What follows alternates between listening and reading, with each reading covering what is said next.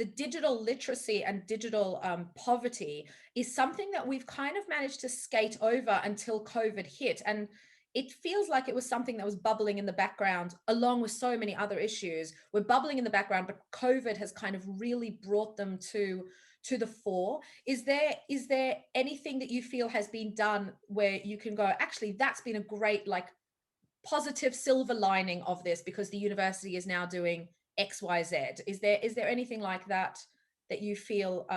Somebody's just quickly asking what digital poverty is.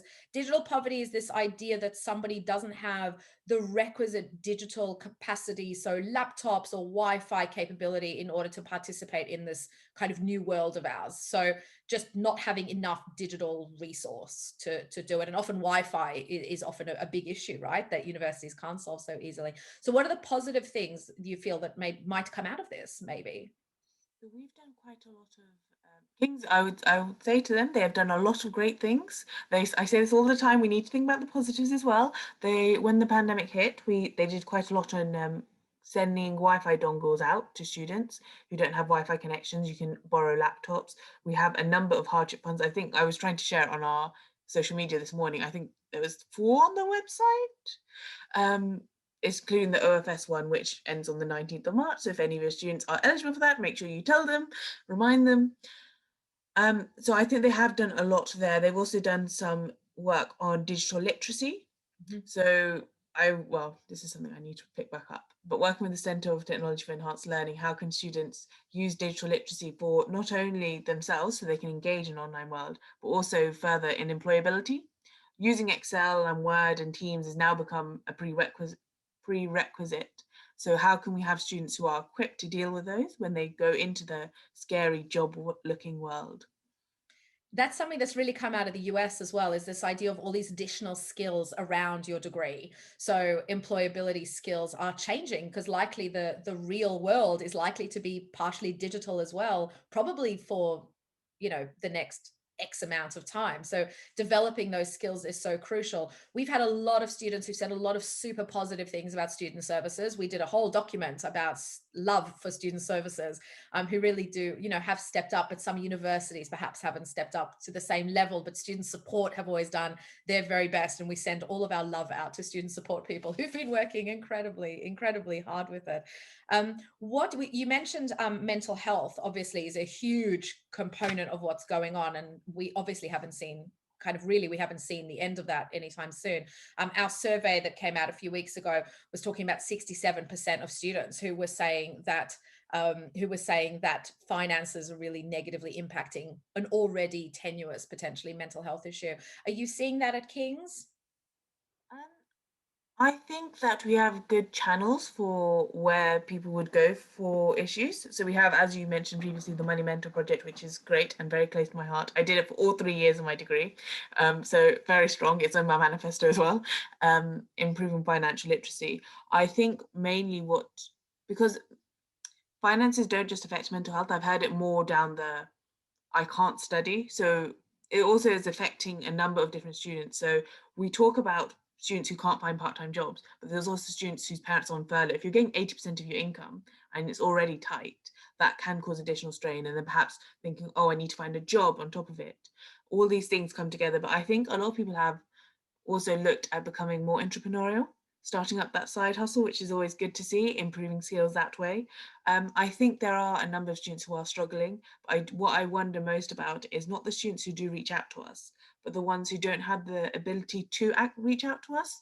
If you're in university, you could just go to the computer room, you can check your emails. But I've had emails from students who are sharing one laptop with 4 siblings who are doing homeschooling. So how can they then access the resources? It was at King's did actually a really interesting survey about, do you have access to food? Do you have access to internet? But it was a survey that was conducted over the internet. So the number of responses which said, no, I do not have access to food, I do not have access to internet, what I would assume is lower than in actuality. Similarly, I think one of my VPs raised recently was international students. We often think about international students as those with a large family income. However, this is not the case for most students. Students are not a monolith, there's diversity of experiences. But something I've never considered is that Wi-Fi prices can be different chunks and percentages of different salaries. So I think there was a student in, I'd like to say Nigeria, who's where they said that the cost of Wi-Fi is something like 20% monthly income, or a ridiculously high number like that. Whereas here it's taken for granted, or perhaps you might have students who live in hurricane prone areas. So that also is a burden because they are thinking about the finances, but also the impact on their studies as well if they're not able to engage in online teaching. And I think that's such a fascinating point that you raise, because we become so used to what we know that when suddenly we're presented with, actually there's a, as you said, it's not a monolith, there's such a wide range of challenges.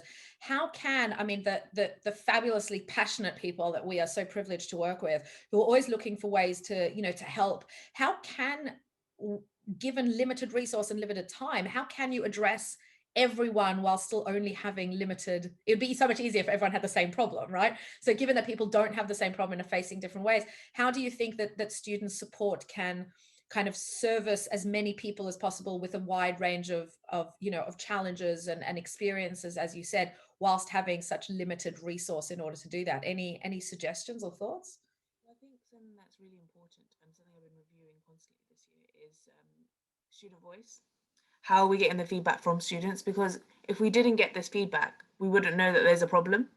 And there's enough. Okay, so we're going to have so many problems across the year. There are some which are going to be deeply felt. There's some that's going to be widely felt. I'm very much a utilitarian at heart, looking at the ones which both affect the greatest number of people, but also have the greatest effect on those students. Things like international students who may not, that proportion of the salary issue with Wi-Fi, that might be something which is forgotten because we haven't looked at the student voice enough. We haven't thought about our international student representatives. We haven't thought about how other marginalized groups might be affected. I got sent a message by a student who was neurodiverse with two children.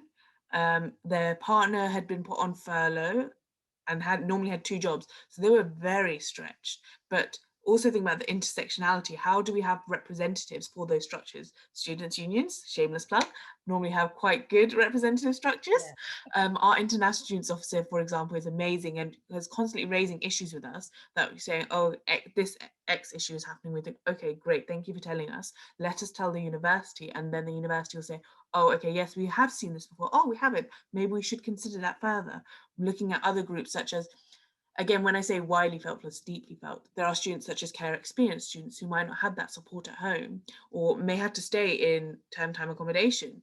How do we support them? So just leaning in on your student voice structure and making sure that ears to the ground, constantly understanding what they need and what they want. And I think that's really important, is to get at the end of the day, students are just young adults, right? So they've got thoughts and opinions and ways perhaps of understanding challenges in a way that people who perhaps have been out of education for a longer period don't, you know, don't instinctively understand, because we're not in it to the same degree. Not all universities have a great relationship between the university and the student union. If you could like wave a magic wand and bind those two things together in a kind of more cohesive way on campuses that maybe don't have the same relationship, what do you think could be done? Any thoughts on that? Again, nice easy question. I'm quite lucky in that I like to think that we have a really good relationship with our Mm. university. I sit on their senior management team as an observer with the CEO of the union. So we have that really close relationship. So we're able to tell them when perhaps maybe something isn't such a good idea. Maybe they should reconsider it. Or at the same time, oh, this has happened. Maybe you should be aware of this. Raising these issues constantly, I think, is very good to keep prevent problems from occurring before they happen. Possibly shouldn't say this, but I'm going to say it anyway. For example, Manchester, when they put the fences around the accommodation, maybe if they had a better relationship with the union, they would have told them, maybe that's a bad idea. Manchester were in the press quite a lot this year. I think it's just important to look at having that relationship both with the elected officers who were elected for a reason because students believe that they will represent the academic interests, well, all interests, but also the staff members of the union. They keep constant every year while there's a changeover of us. So how can we build that relationship of trust, mutual respect, but also understanding that perhaps we'll have different points of views, but in the end, we're all doing the best to do the best actions for students. because that's what's matters. Those are the key stakeholders. They're who fund the university. Without them, everything goes kaput. And kaput is probably exactly the right word. On the funding side, the again, just because our research just came out, there is a bit of a gap. We've always known this. COVID has accelerated, it hasn't created the fact that there is this gap between how much money students have and how much money students need. I think we found it was something like £330 difference. As you said, there's people who don't have their part-time jobs, although hopefully, we're going to start getting that back open in the coming kind of weeks and months. But parental pressure through furlough and the like, of course, means that there's less. Bank of mum and dad is perhaps not as generous or able to support in the same way. We spoke about entrepreneurship, which obviously is fantastic. Do you feel that the ability to access funding on campus? I mean, the OFS money is lovely, but it hasn't necessarily been done in a way which is sensible, but that's a whole other conversation. Do you feel that students are able to access funding, are able to apply for what they need to, have the support that they need kind of on the pure financial side? And as a tie into that, how does that, do you think, should or can fit in perhaps with mental health provision? Because we're kind of the belief that the two really have to be considered together. Don't know if you have any thoughts kind of on that. So two things in terms of how bringing together financial support and mental health support, which is very important. Also, accessibility of funding. So I think there are a number of barriers to accessing funding. I think all universities do try, but there are issues with it. For example, if you're an international student, your parent has perhaps died of COVID, they were the main income stream, you now have no money to fund your studies. How do you plug that gap? That could be £20,000. And another issue is I got emailed by a student about currency depreciation. So they were an international student, and with the currency depreciation, they now need to find an extra, I think, £4,000 or so, which is a lot of money. So there are gaps in funding in terms of, is it going to pay the full amount of tuition fees? I think that is an issue. There's issues around inclusivity of language. A lot of international students, for example, or people from BME communities I've heard, won't apply for hardship funding because of the language. They think, oh, it's shameful to be in hardship, I shouldn't be asking for support. But so there needs to be a review around that. There are other barriers. So there's quite a lot of individual cases. And I think what I've seen, actually, from my first campaign as a money mentor, we had something called Claim It, which was talking about all the different bursaries you can claim, hardship funding, and educating students on campus. And what I found through that is a lot of students didn't actually know what support was available. For example, the King's Living Bursary, which comes through the Access and Participation Plan funding for students of low socioeconomic backgrounds up to a certain parental income. Students knew about it. They didn't know how it goes into your account. They didn't know that perhaps you had to tick a box on student finance which says, yes, share my details with the university so I can be income tested. I've spoken to a lot of Muslim students. I did some work around that in first year when they don't, what tends to happen is we have a large community student population. A lot of them will apply for tuition fee loan, but because of religious reasons, will not apply for the maintenance loan because of interest. But they didn't realize that you can apply, get your income assessed, and therefore get the King's Living Bursary without having to take a loan out. And that would relieve massive financial pressures. There's a lot of education which needs to go around who deserves bursaries. We need to do a review of, are we giving enough? Is it better to give fewer bursaries but of larger amounts? Would that be more effective? So there's those issues. In terms of linking in with counselling, I think it's very important for people to remember that these services need to be interlinked. One of my biggest annoyances with King's is how many separate things, there's loads of separate great things going on, but there's no interconnection. So the mental health services, counselling, the mental wellbeing services all need to have this financial support services linked in, have that knowledge of how do you support them both ways, because it's a two-way street. If you come with financial problems, you can probably have well-being issues. If you have well-being issues, you might have financial issues. I think, if I remember correctly, things like anxiety and depression does make you eligible for disabled students allowance.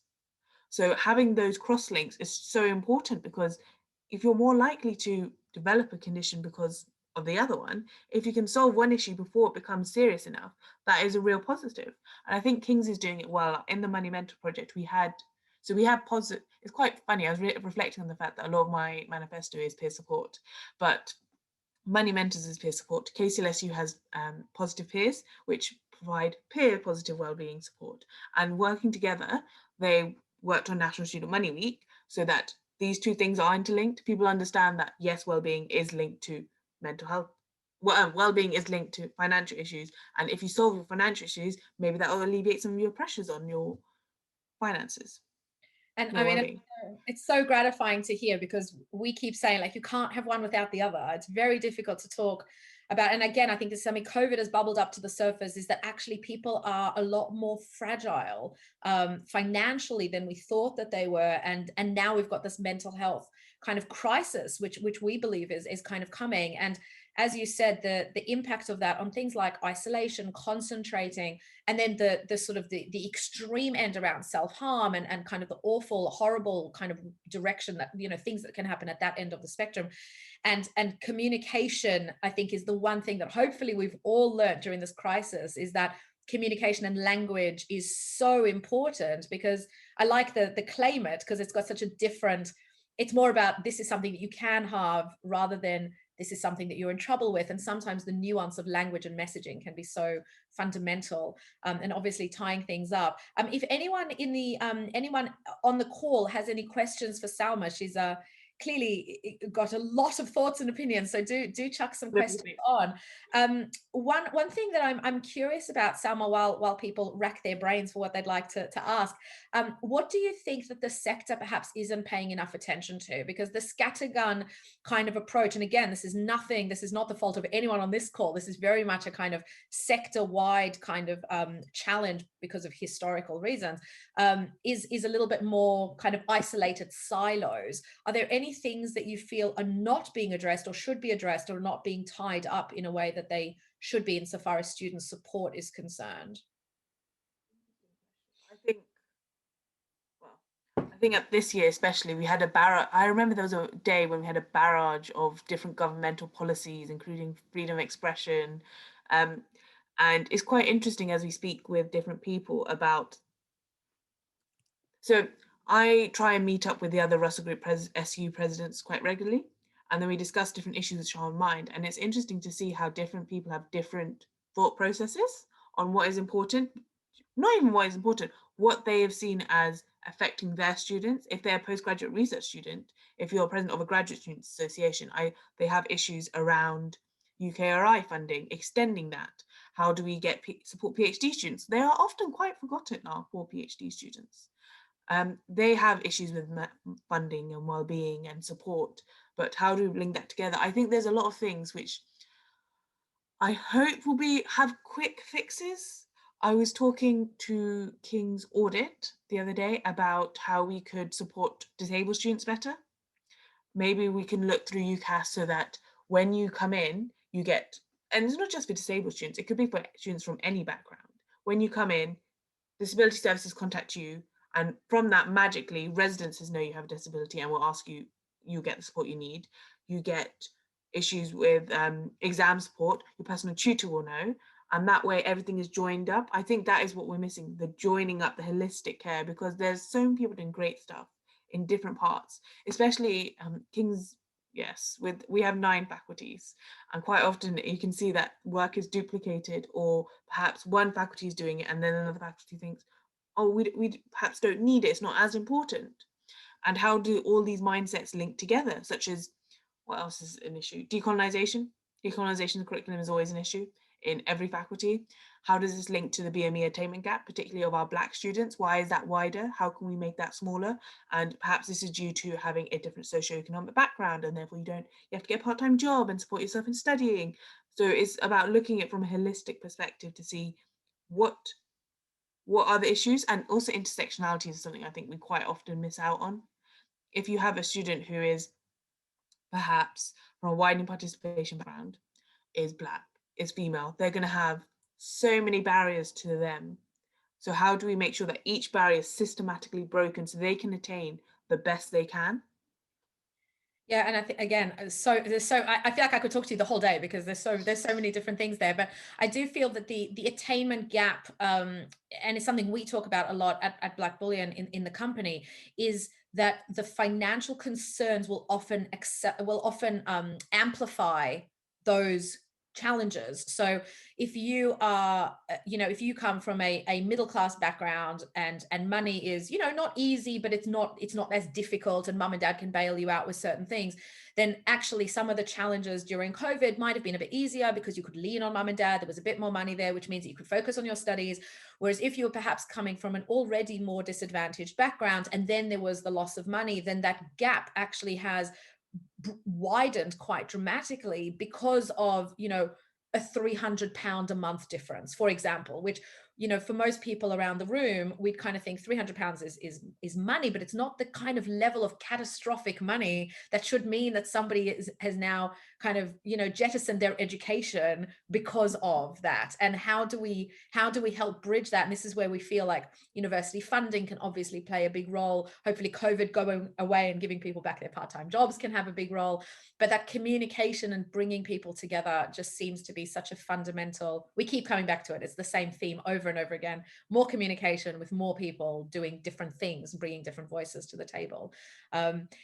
There's a couple of people who've kind of commented on struggling, damn Zoom. Hannah saying, very interesting to see the same themes regarding students feeling shame applying for hardship funding, not knowing what they're eligible to receive, seems to be shared across institutions. A wider sector approach to try and fix this would be useful rather than just the individual work of universities. Any kind of thoughts on Hannah's thoughts? So it's interesting because a wider sector approach doesn't address the individual. So yes, there are issues around not knowing, but why don't students know is the question I would ask. I don't know what they there was a tab article which I read, which was talking about the average amount of money students received from the bank of mum and dad. So if you're from a more well-off a university which has perhaps students with higher income backgrounds, for whatever reason, Oxbridge and I think Exeter were on that high up on there, then you're going to have different barriers to understanding and knowing hardship fundings than somewhere else, which perhaps has a larger proportion of students who are on lower incomes.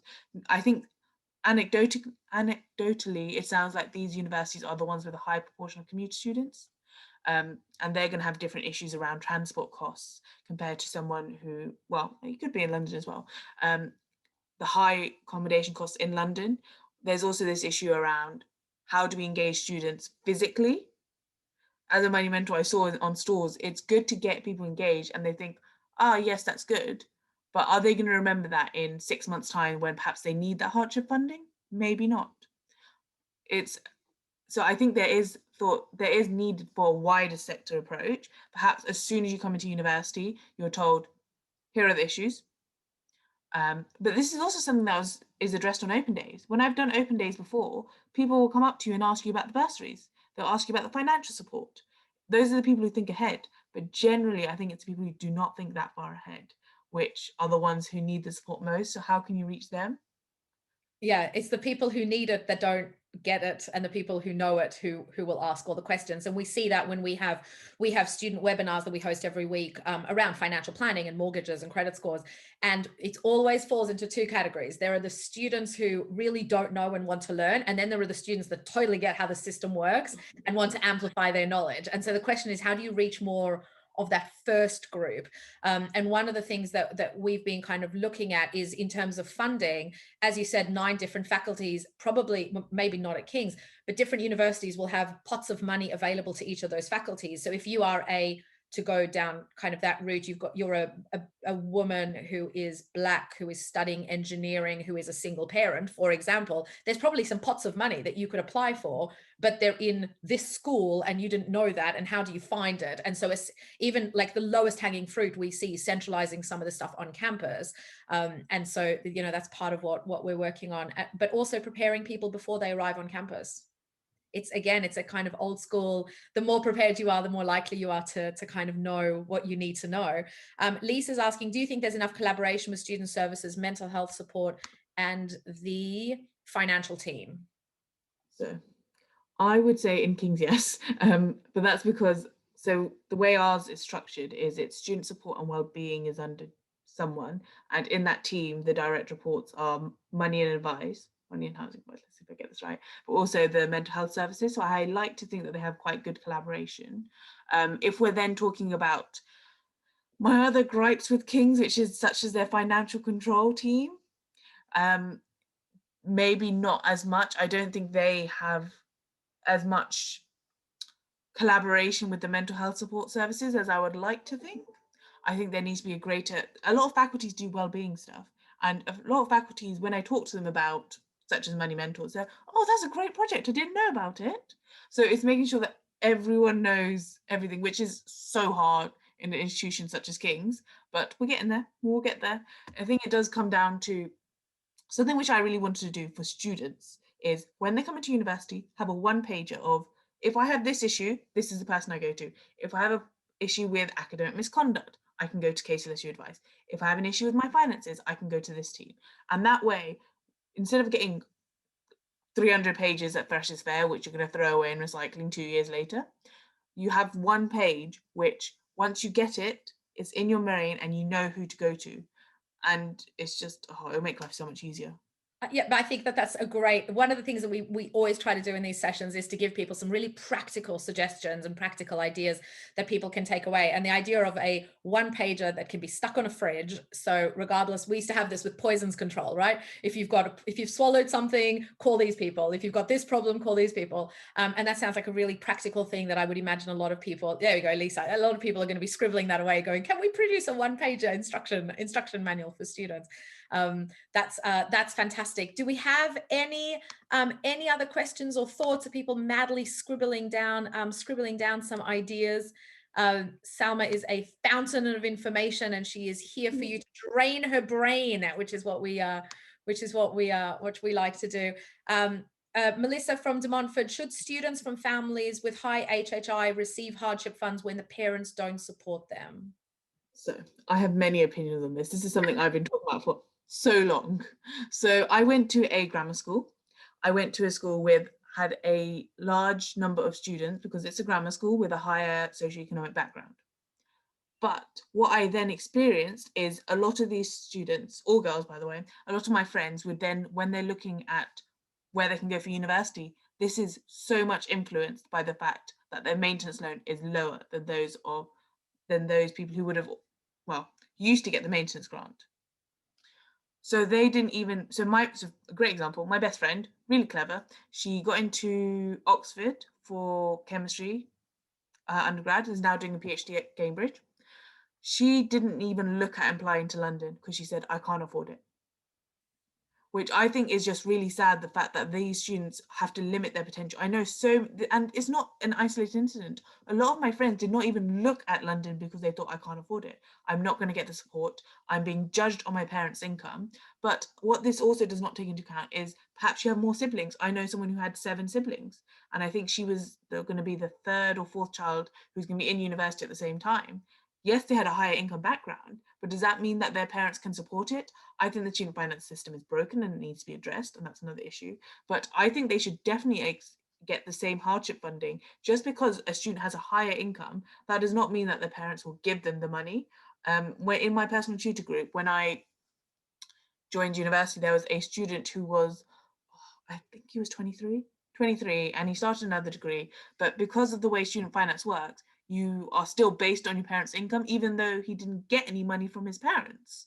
How ridiculous is that? Why am I being based on my parents' income, not how much they're going to give me? And therefore, when you're in hardship, yes, your parents might have a high income. That does not mean that they're any more likely to give it to you. I think there's a lot of cultural factors at play as well here. I was talking to one of my friends and they were saying, yes, they live at home, they have a lower socioeconomic background, but parents are more likely to help you out that way than other people who are saying, okay, you're 18. There were people in my year who, as soon as they were turned 18, the parents said, okay, start paying rent. You're here for the summer, start paying rent. You haven't got a job, tough, find one. So this is something I'm very passionate about. Yes, they should definitely get hardship funding, but how do we make sure that it's appropriate and it's equitable, because all students should have access to funding. I think Kings do a job of where they look at financial spending in the past, when they're looking at hardship funding, to make sure funds are being allocated fairly. So I think that's possibly something to look at. But also looking at, when we say higher income households, Are we talking about international students? There's a very big difference from someone whose parents earn just over the threshold to someone who are parents who are millionaires.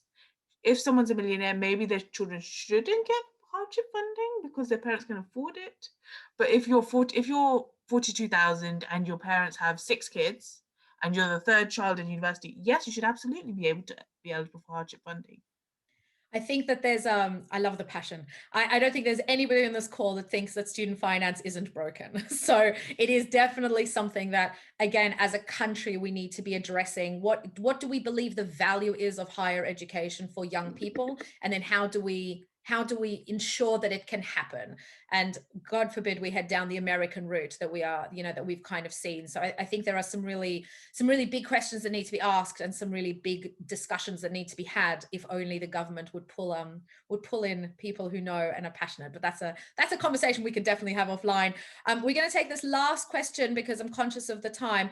Students should, I'm sorry, I don't know who K203 is, but K203 says students should be aware of their status. For example, if they're care leavers, they can potentially access financial and accommodation support from local authorities. Some students are not aware of this and are losing out. So I think that comes back again to Salma's point about education and communication and making sure people are aware of kind of what they need and can get. Salma, you've been an absolute pleasure. If there was 2 takeaways you wanted people to take away and implement immediately the second they leave, what would those 2 things be? Well, biased again, talk to your students' union and see what they're hearing at the moment. Because they're the ones who are close to the grounds. They have the academic reps and the ability to talk to the students to see, well, they should be a funnel. I have many thoughts on the funnel, but they should be a funnel of feedback to see what could be best addressed. But also looking at the quick wins, there are some things which will be very easily fixable. And as soon as you fix it, it will just improve. I can't click. I can't do it. But they will fix problems in a snap. Yes, thank you, Vivi. And it will really help them out understanding maybe just to how to access hardship funding. Maybe there's things that they're unaware of. Maybe just sending an extra newsletter through the faculty saying, oh, actually, this is a good takeaway. Get your faculties, your schools, your reps to send a thing out on hardship funding because the deadline closes on Thursday. And I think that will really help a lot of students. It will then help them have tangible changes. Okay, yes, the money from the pot is, I think, something like £8 a student for us, which is not enough, but it will help. If we can reach those who need it most, that will be worthwhile. Absolutely, and really powerful messages. We have found, we obviously with our new funding tool, we've been doing hardship fund processing for a few of the universities. Average receipt is about £750, which is meaningful money. So if everybody went after the money, there wouldn't be enough of it. But as you said, we want as many people as possible to apply for it, but also for it to be a meaningful help to students. And we're seeing about £750, I think, on average. We've had £2 million worth gone through our platform. So we know the money's being distributed, but certainly not everybody who knows that it's there is aware. So there is still some work to be done. Salma, you've been an absolute joy. We're going to have to bring you back because there's so much in your brain we want to extract. I hope you don't mind. We're going to drain your brain. To some of what Salma was saying in terms of early prep for university, my own shameless plug for those of you who don't know, I've written a little book called Stay Financially Healthy at University. Salma, I'm going to get your address and pop you one in the post, which is about helping students prepare before they arrive on campus.